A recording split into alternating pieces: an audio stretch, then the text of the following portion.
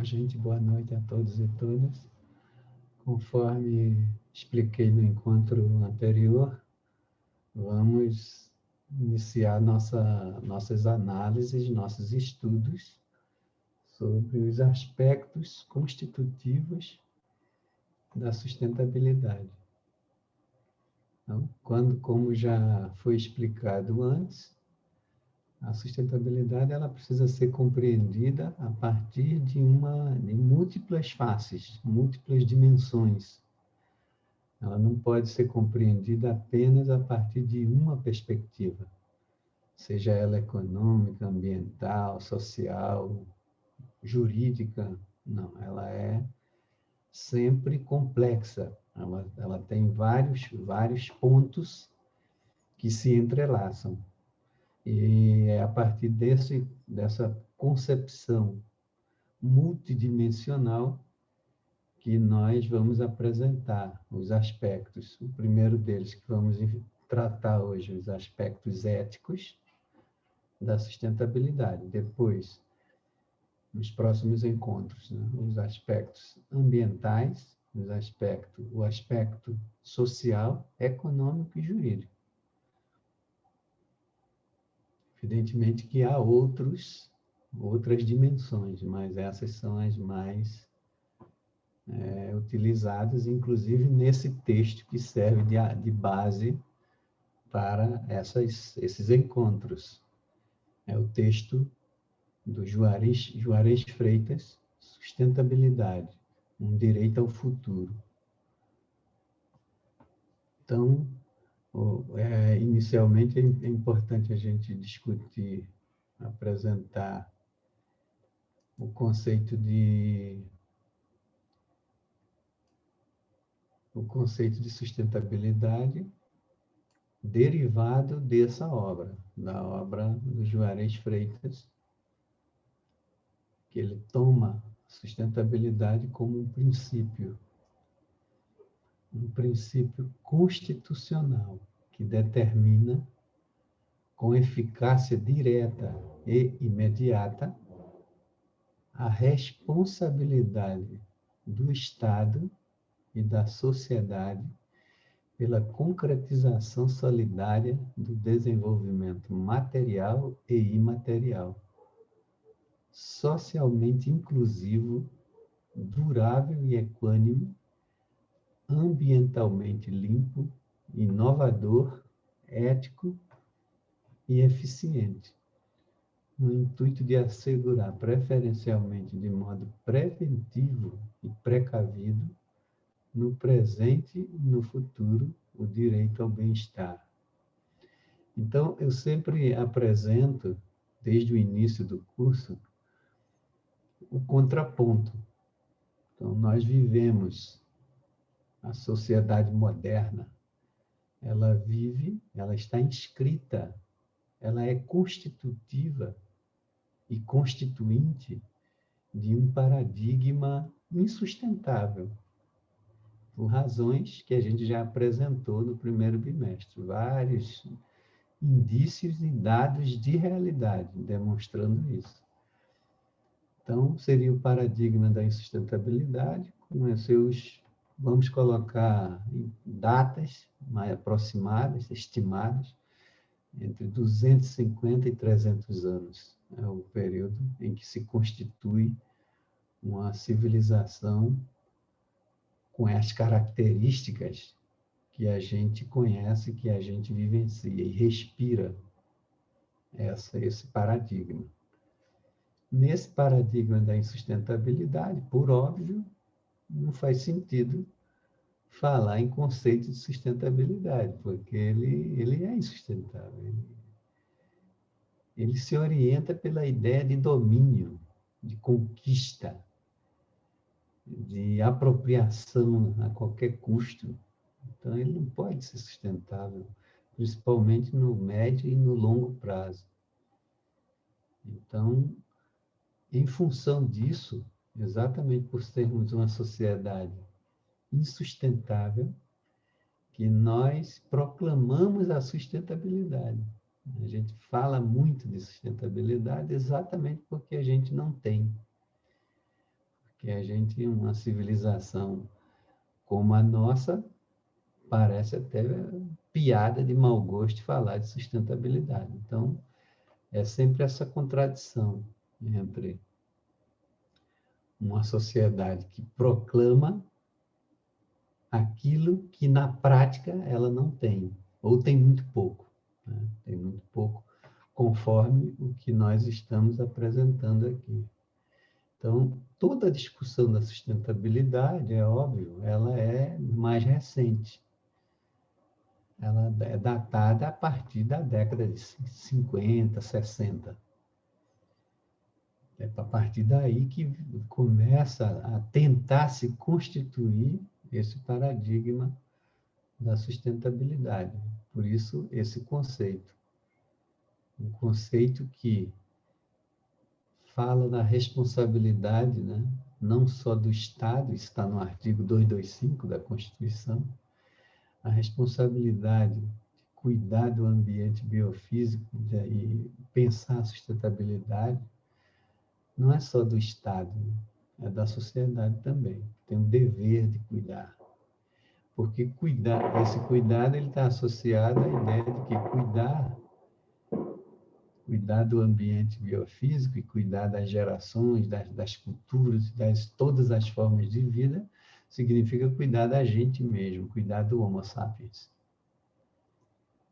Que dentro desse paradigma, ele se separa do mundo, se vê como se fosse um ser especial, que tem o direito de se apropriar de que o mundo, o ambiente, o que existe na Terra, está à disposição do humano. Por isso que é um paradigma insustentável, ele é radicalmente antropocêntrico. Ao passo que esse aqui não. Ele não pode ser só antropocêntrico. Ele precisa levar em conta as outras formas de vida. Então, esse conceito ele engloba os aspectos que nós vamos tratar. Os aspectos material e imaterial, como a ética, vai ser o primeiro aspecto. O aspecto social, de inclusão. Mais uma vez, a gente tem um paradigma, a gente vive um paradigma insustentável, que ele produz desigualdade. E é por ele produzir desigualdade que ele reclama e proclama igualdade. Então, a igualdade é sempre em termos como deveria ser, é sempre uma busca. Porque, na prática, o que a gente vê predomina relações muito desiguais entre os grupos, né? Entre países, entre hemisférios.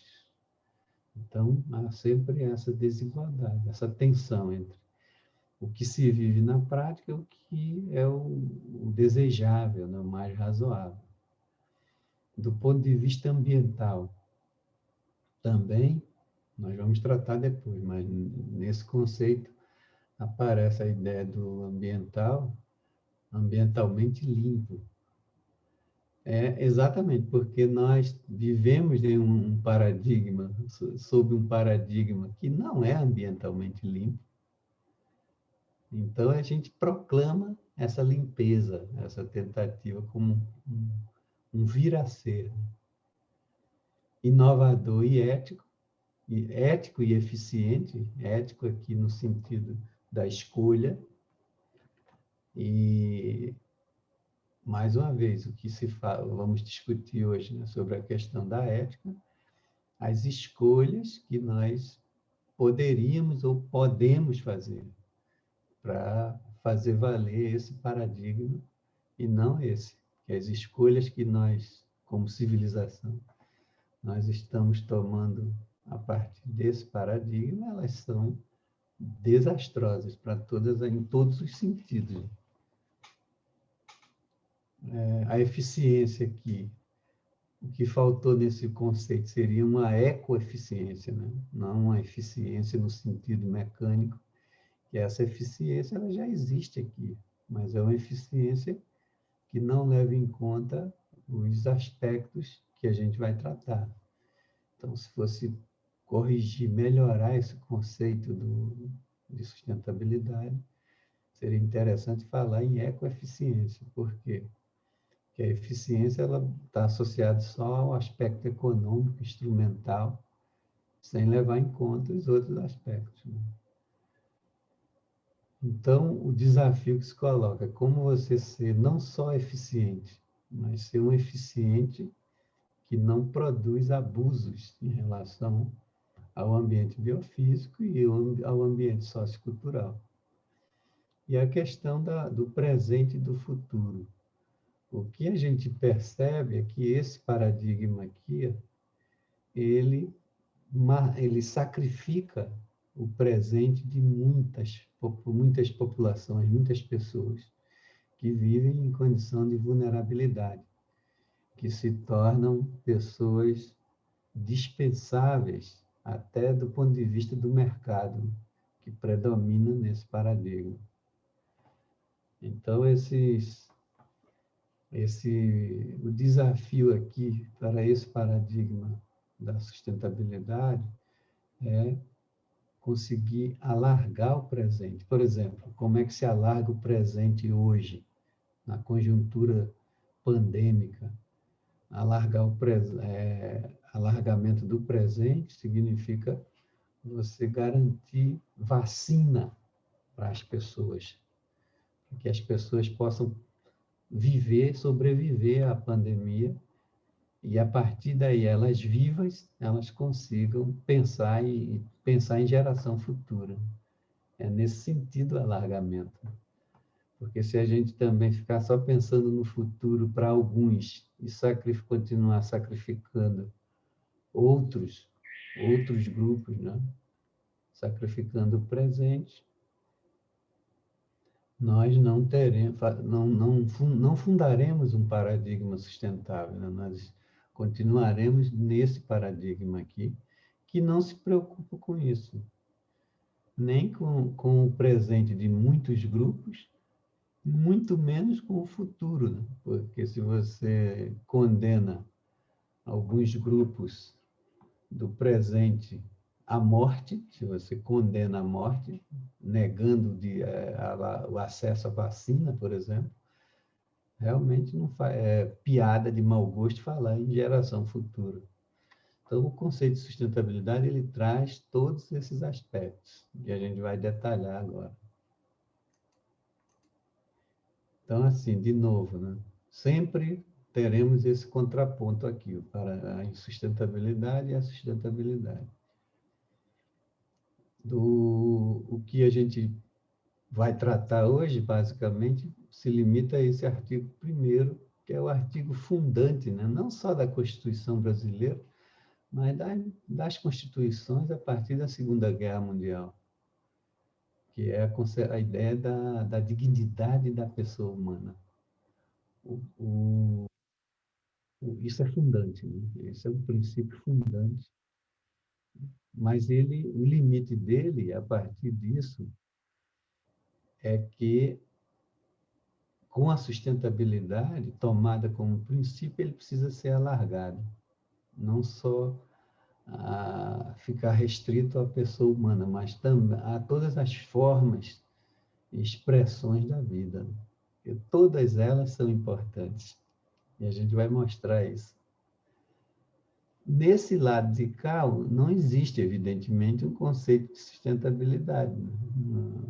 Qualquer ideia de sustentabilidade dentro desse paradigma aparece como um obstáculo ao aspecto predominante aqui, que é o aspecto econômico, de crescer, crescer, acumular, concentrar, dominar tudo isso, né? Todo um paradigma da conquista. Então, em todas as aulas, nós faremos as referências. Na próxima aula, a gente vai falar do ambiental, mas hoje é sobre o aspecto ético, basicamente como é que se pensa a ética dentro de um paradigma da sustentabilidade. Seria uma ética, tem que ser uma ética profunda, né?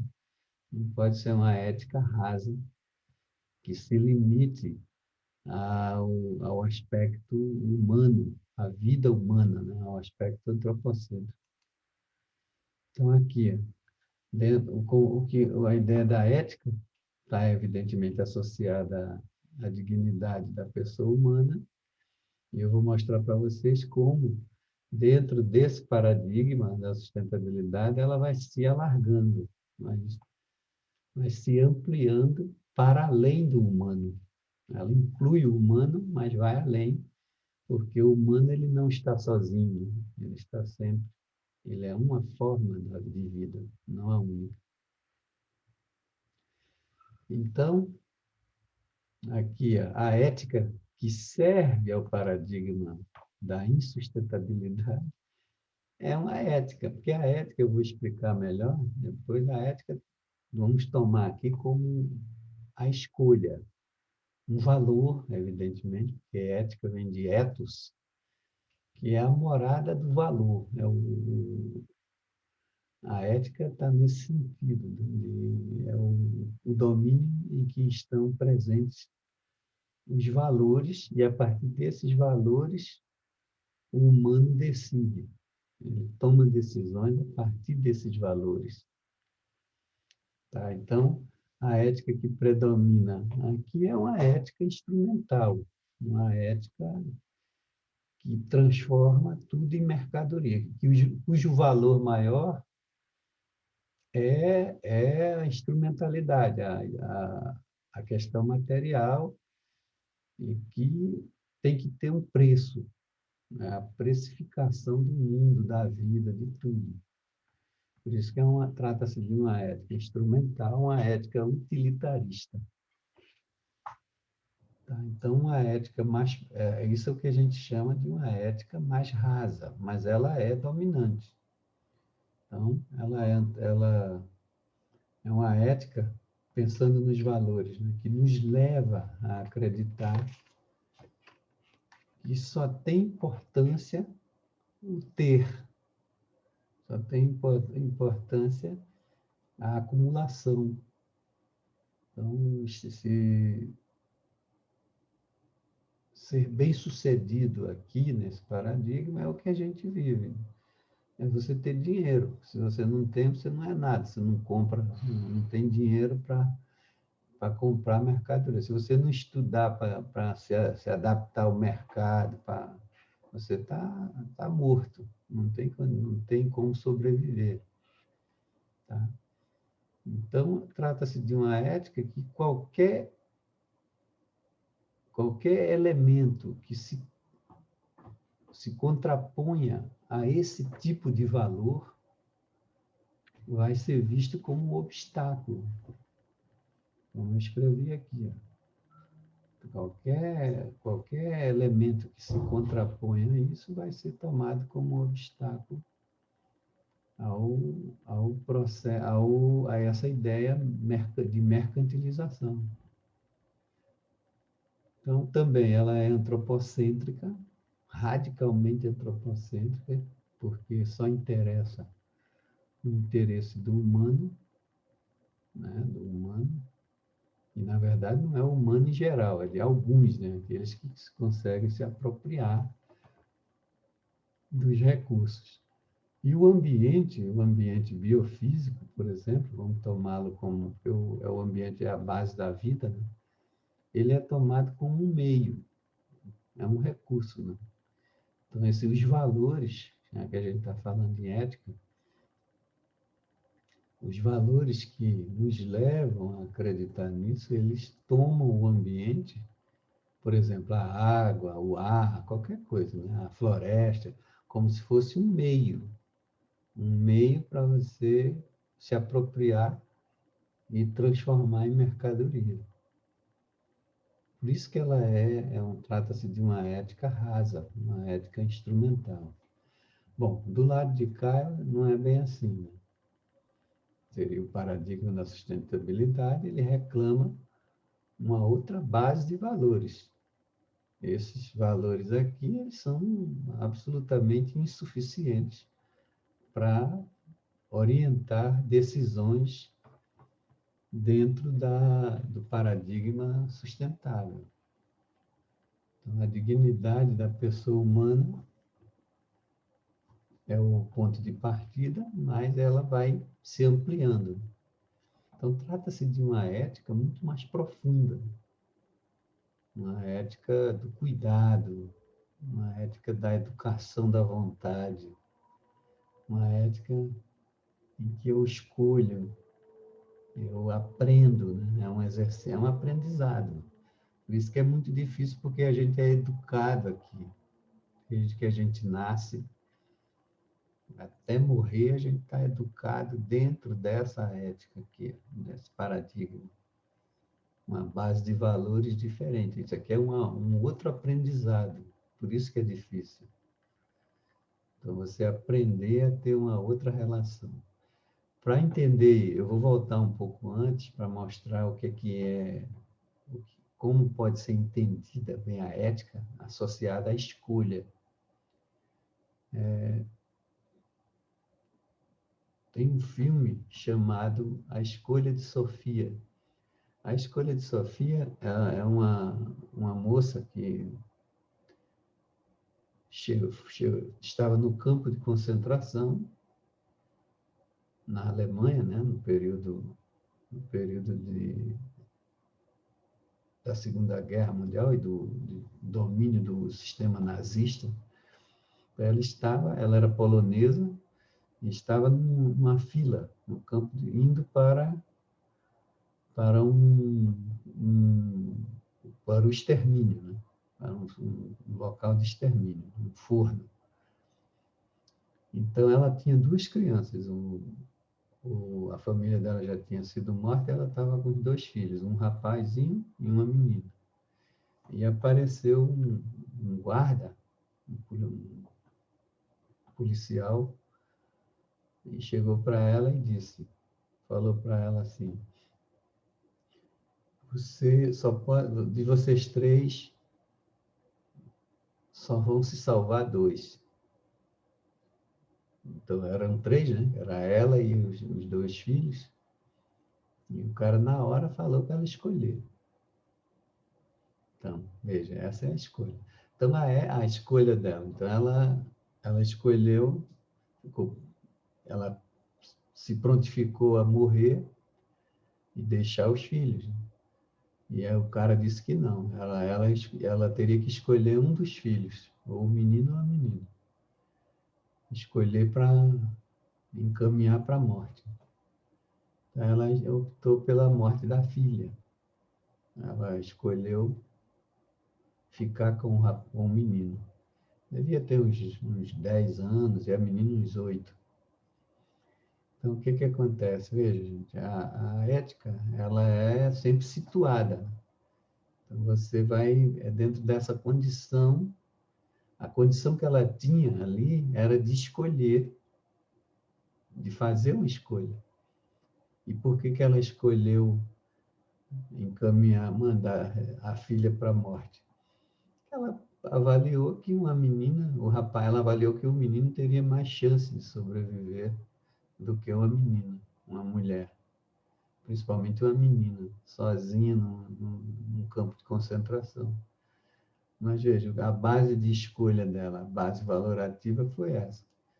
Então, a ética ela está sempre associada à possibilidade de você ter liberdade para escolher, mesmo dentro de limites. Então, ela teve que escolher. Então, a ética precisa ser pensada dessa forma, dentro de uma base de valores.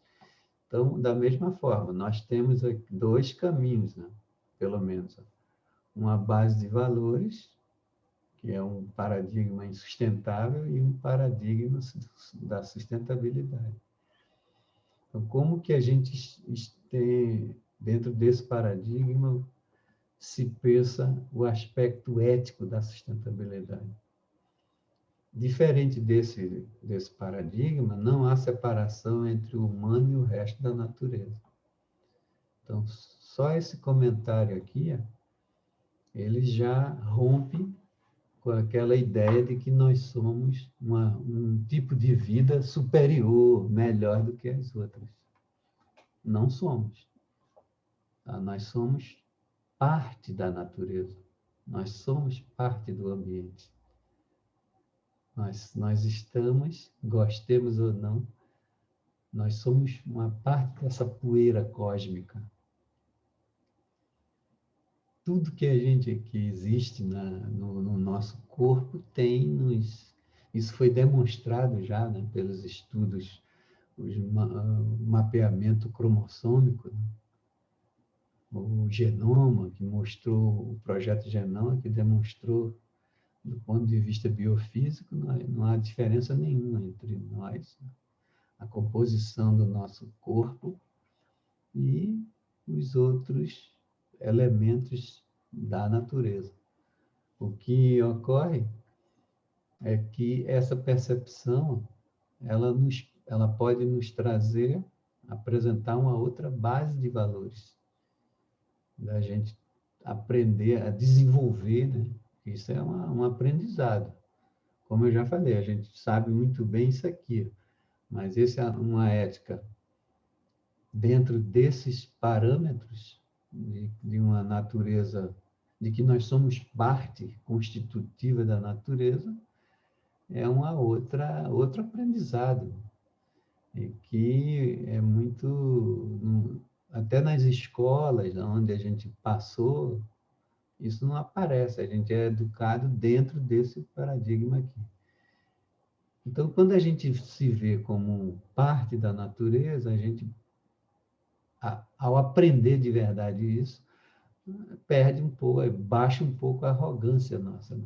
De achar que a natureza, o ambiente está à nossa disposição, que a gente não precisa cuidar dele.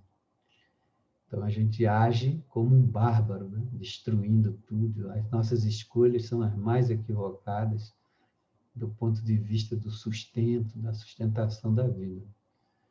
Então, essa é a primeira, que remete a essa ideia de um cuidado, da gente aprender a agir como um jardineiro, né? O jardineiro é aquele que cuida do jardim, que rega, que tem uma relação muito forte com o ambiente, porque ele sabe que depende dele.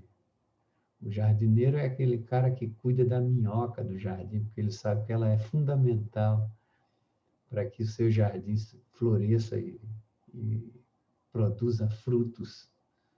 Sem a minhoca não tem como adubar naturalmente a terra, né? Então, essa não separação entre o humano, aliás, o termo humano, ele vem de humus, que é aquela camada da terra que é fértil. Então, humano quer dizer isso. Ele vem daí. A palavra humildade é a mesma coisa, é a mesma base. Só que esse paradigma, ele quebrou isso, ele deixou, foi abandonando essa relação, como se nós humanos fôssemos diferentes da Terra, né? Como a gente foi aprendendo isso, essa separação. E as nossas escolhas, evidentemente, não foram até agora, não têm sido muito cuidadosas. Então, a educação da vontade, né, também dentro dessa perspectiva de que não há separação entre o humano e o resto da natureza, essa educação da vontade está associada a uma ética do cuidado. Então, o que é uma ética do cuidado? Que a gente não se sente desvinculado em face das outras formas de vida. Então, as formas microscópicas, que são eternas, por exemplo, os micro-organismos, eles são muito mais fortes, muito mais importantes para a continuidade das todas as formas de vida do que necessariamente a vida humana, que tem agido como um parasita, né? Tem esquecido essa ideia de que o humano significa aquele que vem da terra, aquele que precisaria ser humilde, tá? Então, essa ética é uma ética. Então, notem, só retomando aqui o princípio da Constituição, que ele já fica pobre, né? Porque ele foi pensado, evidentemente, num momento de avanço do pensamento em relação a questão da sustentabilidade, mas ele é antropocêntrico, né? Ele ainda continua com o pé muito forte aqui, é por isso que ele fala só da dignidade da pessoa humana. Ele deixa de lado o resto, as outras expressões da vida. Então, essa ética dominante aqui, ela não pode ser antropocêntrica. Ela não pode escolher, né? Aí agora, lembrando da Sofia, escolher, não serre o galho que você está sentado. É um pouco o que nós estamos fazendo quando a gente destrói de maneira atabalhoada, em nome de uma produção em larga escala de madeira para vender, para acumular, enfim. Então, a gente destrói de maneira que não dá tempo de uma recuperação, né? Porque você leva motosserras hoje, você derruba uma floresta em questão de minutos. Agora, para você recompor com mata nativa, que é o ideal, né? Que não seja uma outra espécie invasiva e colonizadora, você leva de 15 a 20 anos para recompor. Então, na verdade, é o que a gente está fazendo. A gente está sentando as nossas escolhas dentro desse paradigma, a gente está serrando o galho que a gente está sentado. Quando a gente destrói as florestas, a gente não faz a menor ideia da importância da floresta, da árvore, a capacidade que ela é muito mais importante, muito mais generosa do que a gente, né? Que o nosso estilo de vida agressivo, arrogante, sabe?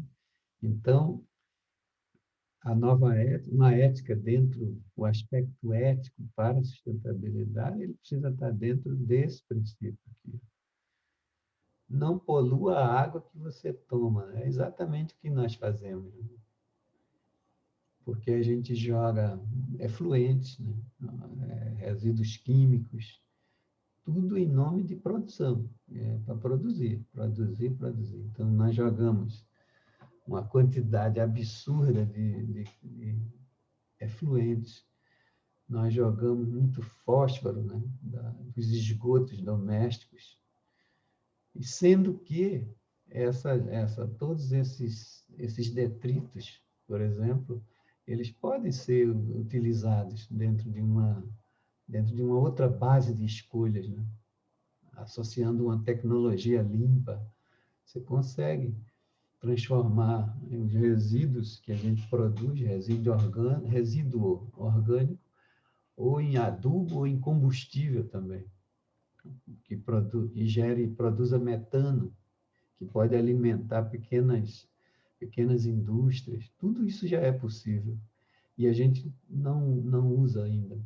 Aí sim falta uma políticas de governo ou mais ainda, né? Políticas de Estado. Porque os caras que a gente elege também, eles não têm essa formação, né, gente? Pelo contrário, os caras estão formados aqui e, na maioria dos casos, é evidente, não dá para generalizar, e o que a gente vê, não é fazendo julgamento de nenhum, de governo A ou B, mas, no geral, no mundo todo, não é no Brasil só, no mundo todo, o que a gente vê é um predomínio desse paradigma, né? Porque o sujeito que vai assumir a coisa pública, o cara também não tem formação, e os que têm, eles são minoria, então eles não conseguem fazer valer. É importante que eles estejam lá, principalmente no legislativo, né? Onde criam as normas. A gente, às vezes, pensa muito no executivo, mas o legislativo é fundamental, porque ele cria leis. Então, se você coloca um cara, um bárbaro, né, achando que o cara vai te representar, ele vai se apropriar de toda essa máquina, tudo isso aqui, e vai manter isso tudo assim. A base de escolhas dele é essa, para favorecer os grupos que ele representa, né? Não a gente, o cidadão que está pensando na sociedade de maneira muito mais ampla, muito mais profunda, né? A questão ambiental, a questão econômica a partir de outra economia, não essa economia agressiva.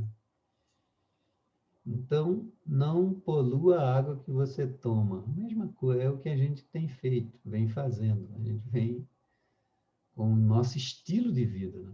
Um estilo de vida que a gente quer tirar metais da terra, do interior, das entranhas da terra. E o que a gente faz? Qual é a escolha? Estamos falando de ética, tá? Para quem acha que não tem nada a ver ética com sustentabilidade, está errado. Tem tudo a ver. Porque aí você escolhe retirar o ouro, por exemplo. Tirar o ouro de terras indígenas, de grupos originários que vivem lá há 15 mil anos. Você vai lá e detona com os caras para tirar o ouro. Para tirar o ouro, você usa mercúrio. O mercúrio contamina tudo, né? Contamina os lençóis freáticos. Só por quê? Porque o mercúrio ele separa rapidamente o ouro da terra, da rocha. Então, tudo isso dentro desse paradigma, o paradigma da rapidez, que não está preocupado com que em cima naquele território ali moram grupos que têm muitos saberes, né? Saberes ancestrais, saberes que a gente não, ao destruí-los, a gente vai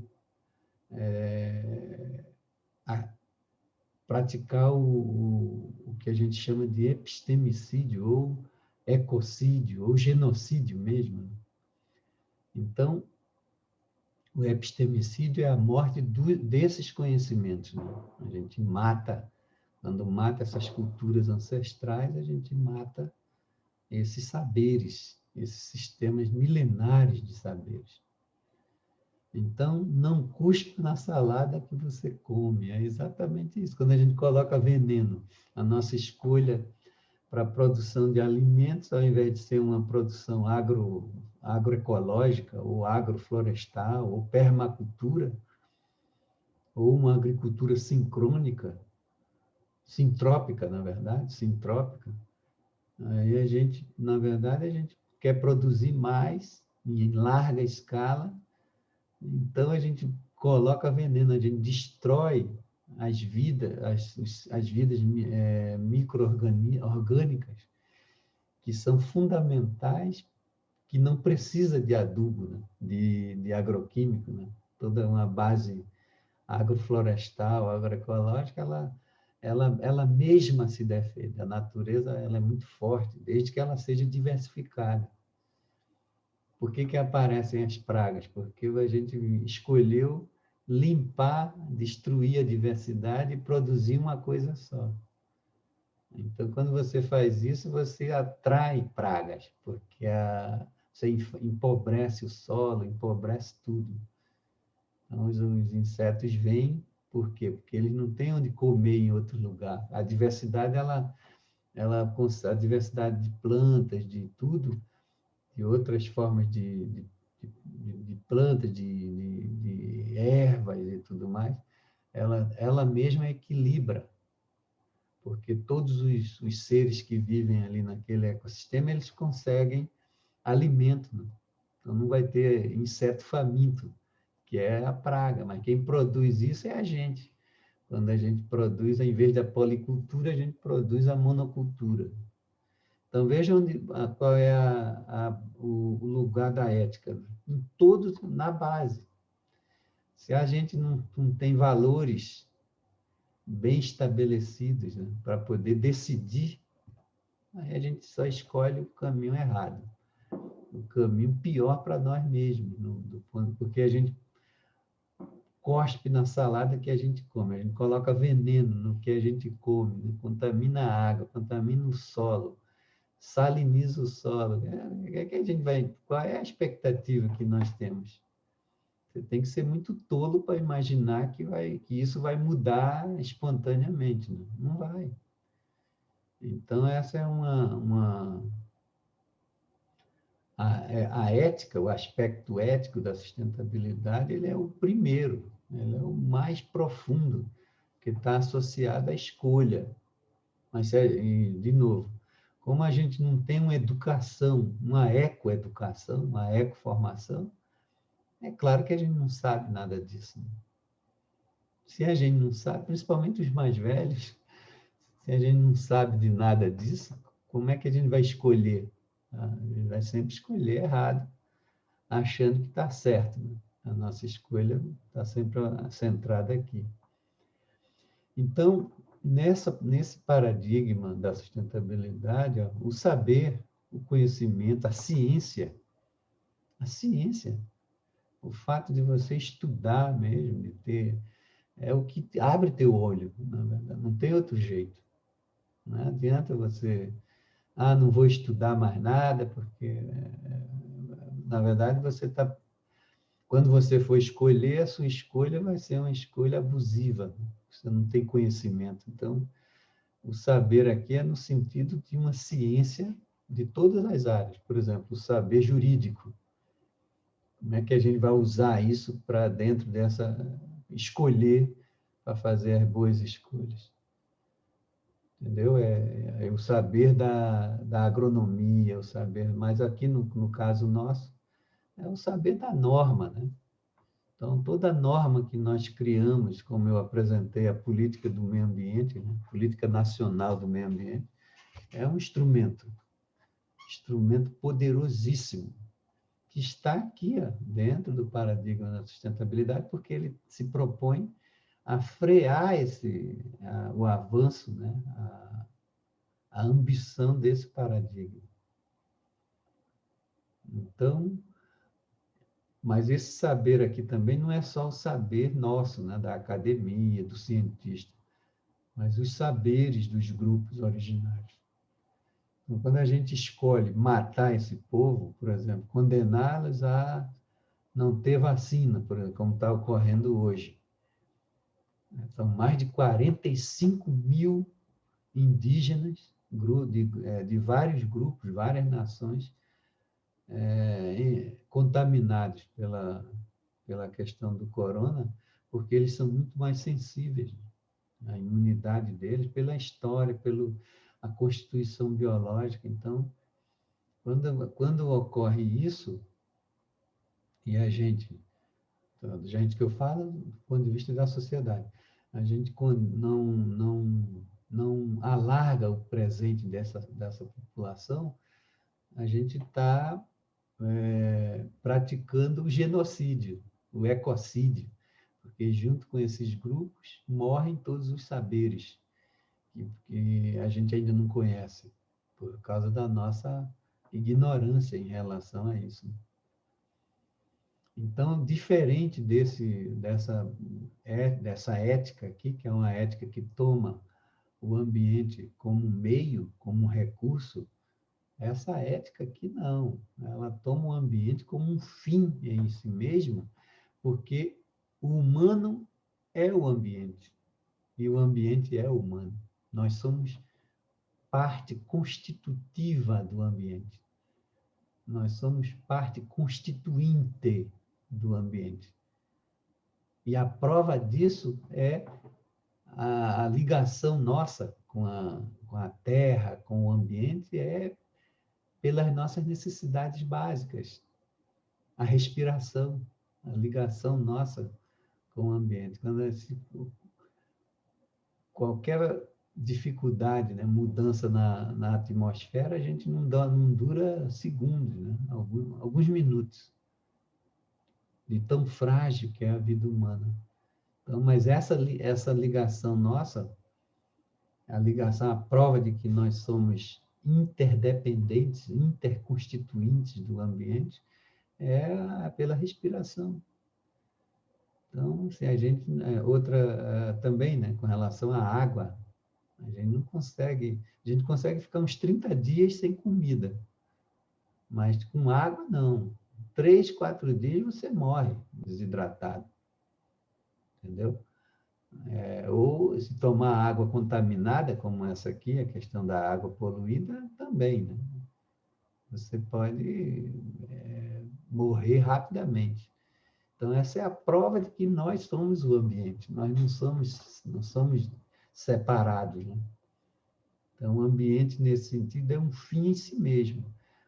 Então, ó, isso aqui já obriga a repensar essa questão da dignidade, né? Do ponto de vista da ética. Nós não podemos olhar apenas para o aspecto antropocêntrico.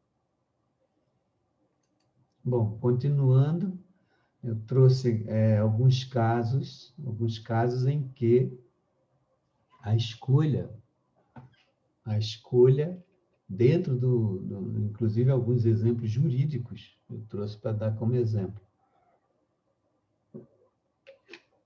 para explorar e mostrar como que o campo jurídico é importante, né? Eu diria que ele é fundamental na consolidação desse paradigma aqui, e a partir de ações muito concretas.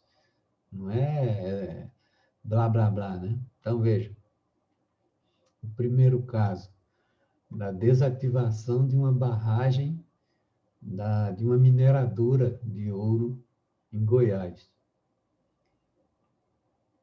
Então, para a gente entender isso, é preciso compreender como é que é feito isso, né? Como é que é feita a barragem. Então, veja, exigem outros conhecimentos, fora do direito, mas que o campo jurídico ele está junto porque ele vai ajudar no processo de decisório. Então, os tipos de barragem, né? Uma barragem ajusante, que é abaixo da foz do rio, e a montante, que é acima. Então, o que acontece? Onde é que entra o aspecto ético aqui, né? Que é o que eu quero demonstrar, que é a escolha. Tá? Então, geralmente, nessas barragens, qual é o critério que predomina? É o critério econômico, que você vai construir a barragem, como, por exemplo, Brumadinho e Mariana. E tem uma infinidade de outros casos, que são mineradoras ali, né? A Samarco é uma mineradora poderosíssima, abusiva, muito agressiva, mas que ela tem muita força econômica e, evidentemente, política para fazer valer os seus interesses. Então, onde é que eles constroem?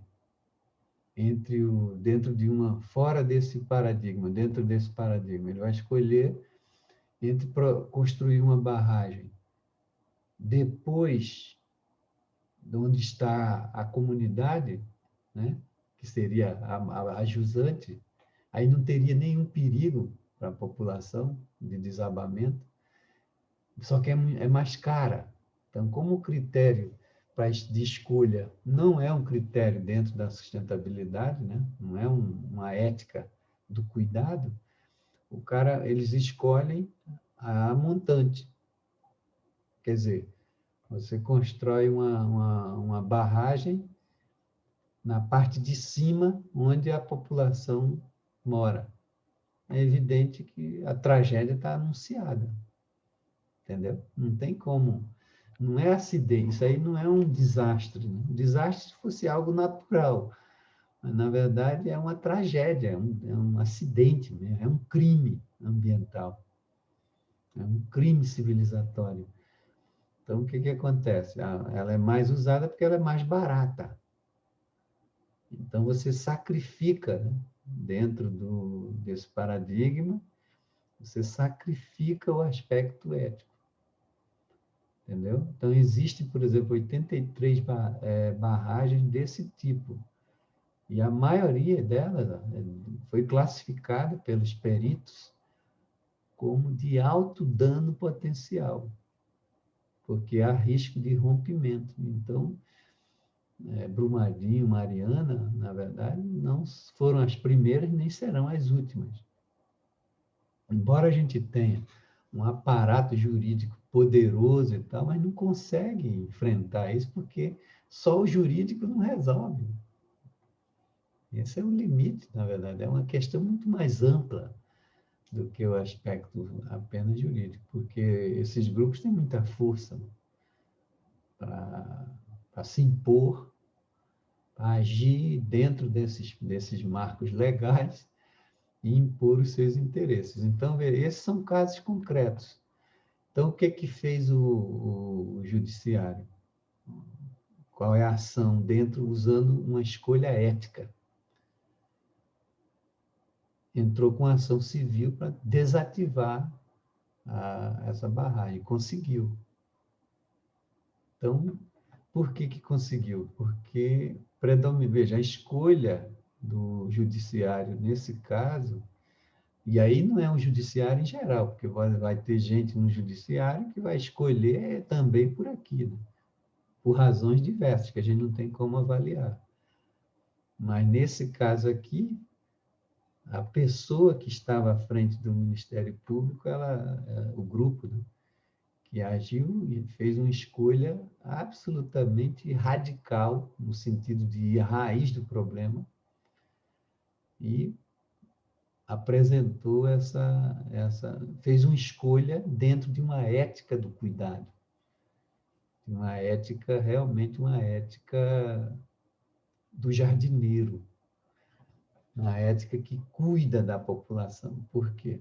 Porque tem vários elementos técnicos, e aí o jurista ele precisa estar assessorado e estudando também outras coisas para entender, né? Para quando for preparar a sua ação, ele amparar bem, né? Justificar bem, tecnicamente isso, ouvir outros peritos, que é o que ocorre nesse tipo de ação, que é multidisciplinar. Então, a escolha aqui é uma escolha ética, uma escolha ética dentro dessa ética aqui, uma ética, não uma ética instrumental. Então, o argumento central é que a forma como estava construída a barragem, ela punha em risco não só a vida humana, na vida daqueles grupos, como de todo um complexo dos elementos não humanos. Na verdade, a avaliação que a gente pode fazer é que realmente uma escolha muito acertada dentro do paradigma da sustentabilidade. Às vezes a gente pensa, mas não tem o que fazer. Tem. As armas, é para isso que a gente estuda, né? Para quando for intervir dentro do que é possível, principalmente dentro dos marcos constitucionais, porque todas essas decisões aqui, elas são constitucionais. São decisões ancoradas nesse princípio da sustentabilidade. Bom, aí depois, a dificuldade que eles enfrentam na disputa, né, ainda falando do mesmo caso, do caso dessa mineradora, veja, é o aspecto econômico. Por quê? Porque o PIB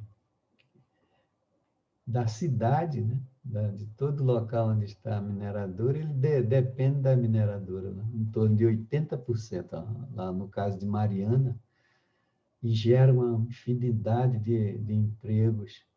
Então, fica sempre essa questão, né? O que tem que predominar? Como é que se chega no meio termo entre isso, né? Na justa medida, para você evitar os extremos? Entendeu? Então, eu lembro naquela lâmina que eu apresentei antes, apresentando os elementos constitutivos de cada um dos paradigmas, tem um dele lá que é o trade-off e o trade-on, né? O trade-off é aqui no insustentável, que você fica escolhendo, ou escolhe o ambiente, né, biofísico, ou a economia, como se fosse algo excludente. Então, se você escolhe, no caso do governo dos Estados Unidos, que saíram, né, que saiu não quis participar do protocolo de Quioto, depois depois do Trump, né? O Trump ele também não se retirou do Acordo de Paris, e o argumento dele era dentro disso. É evidente que a cabeça dele opera aqui, né? Dentro desse... Então, para ele, é incompatível você imaginar o crescimento econômico com cuidado em relação ao meio ambiente. Para ele, ou é uma coisa ou outra. É um trade-off. Nesse paradigma, não. Predomina o trade-on, em que todos precisam ganhar. Mesmo que ganha pouco ou a agressão ao ambiente é mínima, porque não tem como ter agressão zero. Se falando de produção desse tipo de atividade mineradora. Então, esse dado aqui é significativo porque ele é muito forte, né? Ele ganha eleição, né? Porque o cara que fosse candidatar lá em Mariana, ele quiser enfrentar isso aqui, ele vai ter dificuldade, porque como é que ele vai gerar empregos, né? Todos esses empregos. A discussão ela é mais ampla do que essa discussão dentro da sustentabilidade.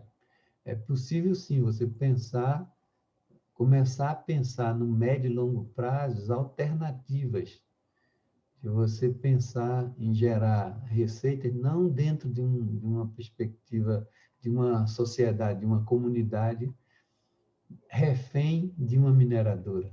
Você precisa diversificar os fatores de produção e geração de emprego. Como isso? Tem que ser pelo Estado.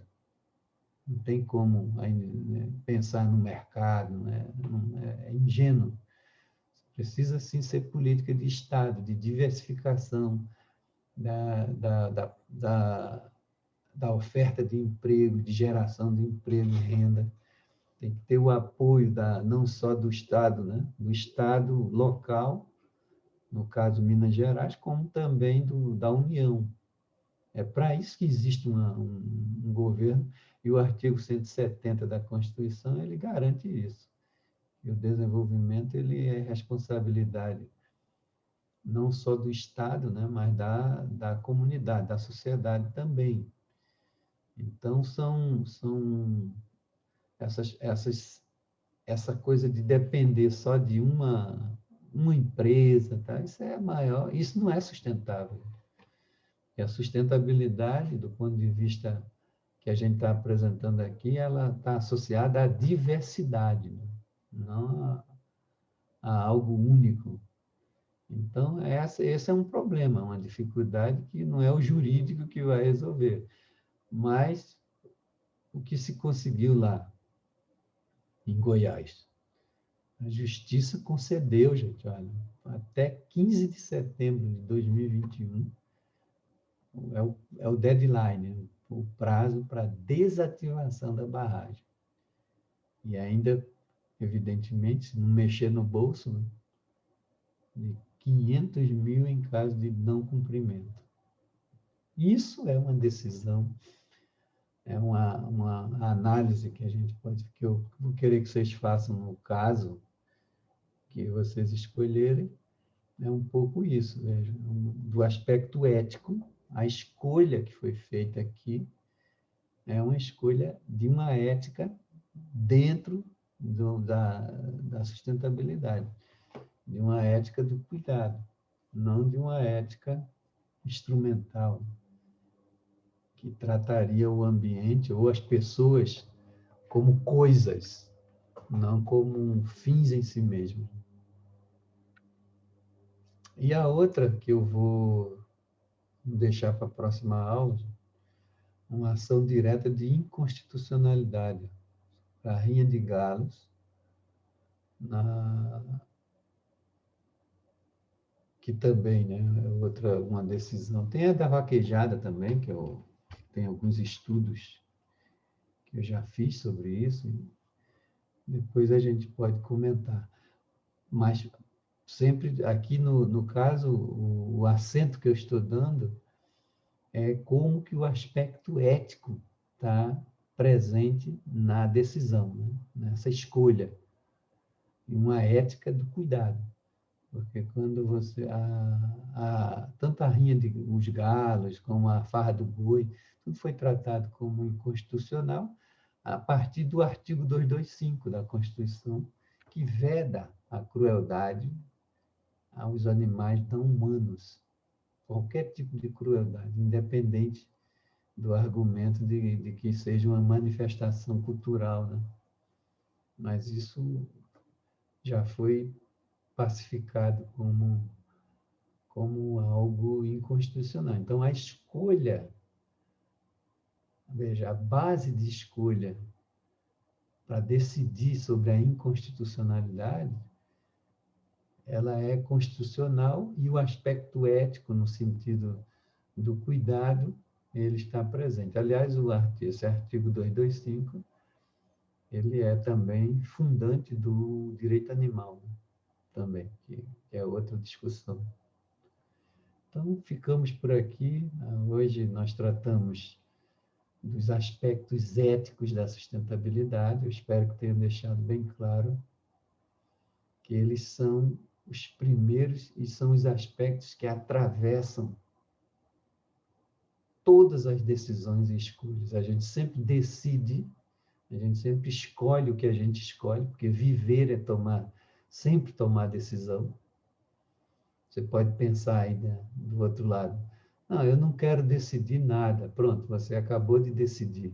Você já escolheu. Entendeu? Então não tem como fugir disso. Se você tá vivo, você está sempre escolhendo.